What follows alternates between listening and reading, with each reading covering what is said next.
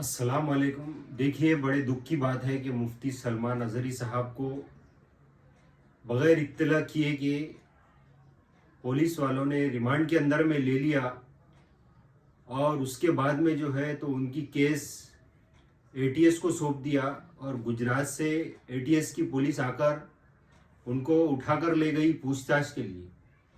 देख लिए, असल दुख की बात जो है तो ये नहीं है कि उनको जेल हुई है या उनको पुलिस स्टेशन जाना पड़ा या उनको पूछताछ के लिए जाना पड़ा। असल और ज़रूरी बात यह है कि हिंदुस्तान के अंदर अभी तक कितने ऐसे लोग हैं कि जिन्होंने मुसलमानों के ख़िलाफ़ क्या कुछ नहीं कहा, इस्लाम के ख़िलाफ़ क्या कुछ नहीं कहा, और उनके ऊपर जो है तो इस तरह की कार्रवाई आज तक के नहीं हुई। बगैर नोटिस दिए हुए, बगैर इत्तला दिए हुए पुलिस ने उनके घर से मुफ्ती सलमान अजहरी को उठाया है और गुजरात एटीएस पुलिस ने जो है तो उनको लेकर गया है। देखिए, अल्हम्दुलिल्लाह उनको पहले मामले में जो है तो बेल हो चुकी है, लेकिन फिर उन पर दूसरा केस डाला गया जिसकी वजह से उनको फिर से 3 दिन की रिमांड में ले जाया गया। देखिए, असल बात यह है कि ये हमारे साथ ही क्यों हो रहा है। देखिए, ये वकील साहब जो है, ये जो मुफ्ती सलमान अजहरी ने कहा है उसके बारे में ये वकील साहब क्या कह रहे हैं, ये देख लीजिए। पार्लियामेंट का जो अध्यक्ष होता है उसको जुडिशियल पावर भी है, वो वहीं पर उनके विरुद्ध जो है आदेश पारित कर सकता है, लेकिन ऐसा नहीं हो रहा है। यह देश का दुर्भाग्य है।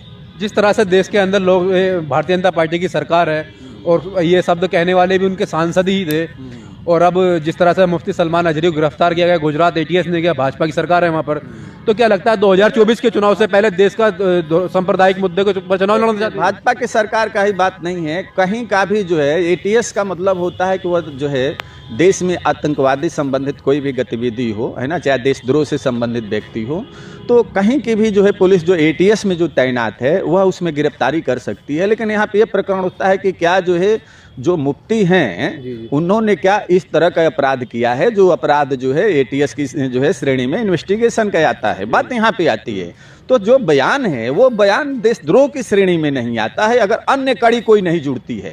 अब यह जो एटीएस ने तो यही कहा, सिर्फ उनका इसी बयान के ऊपर गिरफ्तारी की है जो उन्होंने अभी। देखिए, अब ये प्रथम दृष्टिया जो है विवेचना का यह विषय है, प्रथम दृष्टिया विवेचना के विषय में गिरफ्तारी किए हैं वो गलत है अगर कोई कड़ी उनसे नहीं जुड़ती है। अगर कोई कड़ी नहीं जुड़ती है तो एटीएस भी छोड़ेगी। इस देश में जो है इन्वेस्टिगेशन का जो है जो पार्ट है, इन्वेस्टिगेशन में अगर उनको अन्य कोई कड़ी मिली होगी तब तो उनकी वो है, लेकिन सिर्फ इस स्टेटमेंट में तो कोई भी इस तरह का अपराध नहीं बनता है जिसमें गिरफ्तारी किया जाए। वो मुफ्ती की अगर इस बयान पे गिरफ्तारी है तो वह गलत है और नहीं होना चाहिए। यह देश जो है हिंदू मुस्लिम सिख ईसाई का है, यह देश समरसता का है, यहाँ पे सारे व्यक्तियों को जो है प्रेम से यहाँ पे रहते हैं। यहाँ वकील साहब ने क्या कहा है कि इस तरीके के शब्दों पर जो है तो कोई अपराध नहीं होता कि उसको एटीएस वाले उठाकर ले जाए।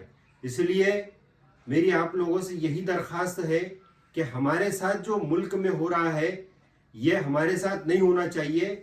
इसके लिए हमें आवाज़ उठाने की बहुत सख्त ज़रूरत है, बहुत सख्त ज़रूरत है कि हमारे साथ जो भी अन्याय जिसे कहते हैं या नाइंसाफ़ी जिसे कहते हैं वो हमारे साथ नहीं होनी चाहिए।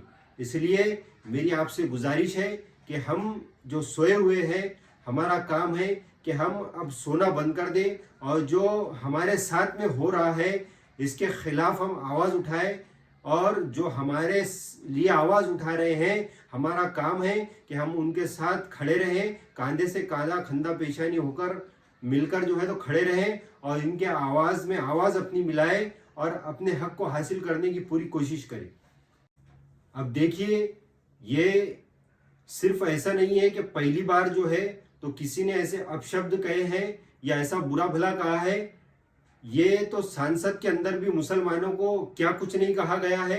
अभी जो ये वीडियो चला रहे हैं मुफ्ती सलमान साहब की, तो ये वीडियो पर जो उन्होंने शब्द कहा है या जो लफ्ज कहा है उसके ऊपर तो बीप चला दी जा रही है, लेकिन इसके पहले साध्वी प्रज्ञा ठाकुर ने मुसलमानों के खिलाफ क्या कुछ नहीं कहा है और यति नरसिंहानंद ने मुसलमानों के खिलाफ क्या कुछ नहीं कहा है। बल्कि सिर्फ ये दोनों ही नहीं है, बल्कि दुनिया भर में जो है तो हिंदुस्तान के अंदर में कोने कोने से जो है तो मुसलमानों को क्या कुछ नहीं कहा जा रहा है, इस्लाम के बारे में क्या कुछ नहीं कहा जा रहा है, उनके खिलाफ कोई मुकदमा नहीं हो रहा है, उनके ऊपर कार्रवाई नहीं हो रही है, ना उनको देशद्रोही का केस लगाया जा रहा है।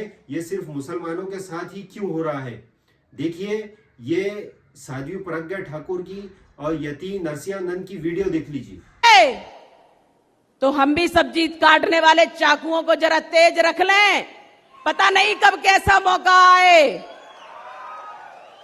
तो जब हमारा सब्जी अच्छे से कटेगी तो निश्चित रूप से दुश्मनों के मुंह भी और सिर भी अच्छे से कटेंगे।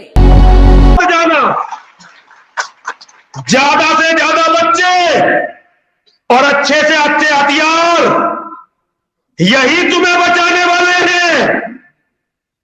हम केवल साथ खड़े हैं। देख लिया आपने ये वीडियो कि किस तरीके से इनके जबानों के अंदर मुसलमानों के लिए जहर भरा पड़ा है और इस्लाम के लिए जहर भरा पड़ा है।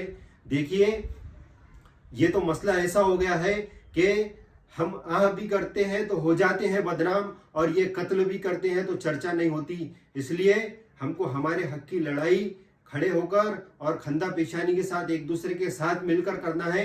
ये हमारे हिंदुस्तान का कानून है, ये हमारे हिंदुस्तान का कॉन्स्टिट्यूशन है।